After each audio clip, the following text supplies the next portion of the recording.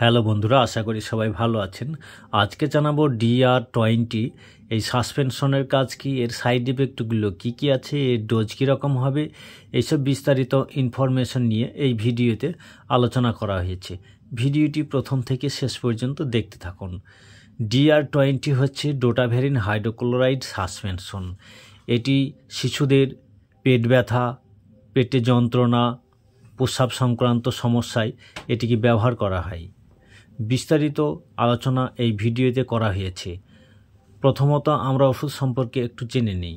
প্রতি 5 ml এই ডোটাভেরিন hydrochloride আছে 20 মিলিগ্রাম।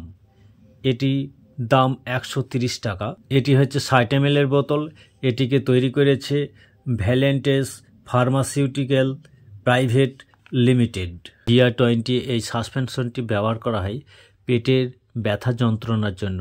শিশুদের যখন পেটে ব্যথা যন্ত্রণা করতে থাকে, খুবই ছটফট করতে থাকে, সেই ক্ষেত্রে এই DR20 সাসপেনশনটি ব্যবহার করা হয়। এই পেট যন্ত্রণার মূল কারণ হিসাবে আগে যেটাকে ধরা হবে সেটার মূল ট্রিটমেন্টটি করতে হবে।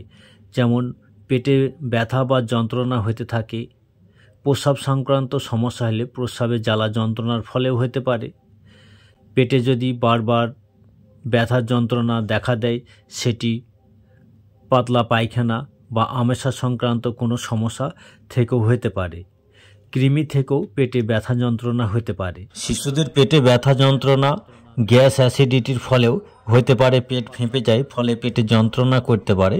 সেক্ষেত্রে এই DR20 সাসপেনশনের সঙ্গে গ্যাসের ওষুধও দিতে হবে। পেটের যে কোনো ব্যথা বা বেদনা যন্ত্রণা হোক না কেন, DR20 খুব তাড়াতাড়ি এটাকে উপশম দেয়। তবে পেটের মূল যে সমস্যা থেকে যন্ত্রণাটা শুরু হয়েছে সেটি ট্রিটমেন্ট অবশ্যই করতে হবে। সেজন্য অবশ্যই ডাক্তারবাবুর পরামর্শ ছাড়া এই সিরাপটি ব্যবহার করবেন না, বা এই সিরাপটি ব্যবহার করলেও কি কারণে হয়েছে রোগটা নির্ণয় করে তবে এই DR20 সাসপেনশনটি ব্যবহার করতে হবে। আমরা এবার জেনে নিই এই সিরাপের ডোজের পরিমাণ। শিশুর বয়স ও ওজন অনুযায়ী ডাক্তারবাবু ডোজ নির্ণয় করে দেবেন। এর সাইড ইফেক্ট সম্পর্কে আমরা একটু জেনে নিই। তেমন মারাত্মক সাইড ইফেক্ট দেখা দেয় না, তবে কোনো কোনো শিশুর ক্ষেত্রে বমি বা বমি বমি ভাব, মুখ শুষ্ক ভাব, এই সমস্যাগুলো হলেও হতে পারে। আমাদের এই ভিডিওটি ভালো লাগলে লাইক, শেয়ার, কমেন্ট এবং সাবস্ক্রাইব করে সঙ্গেই থাকুন।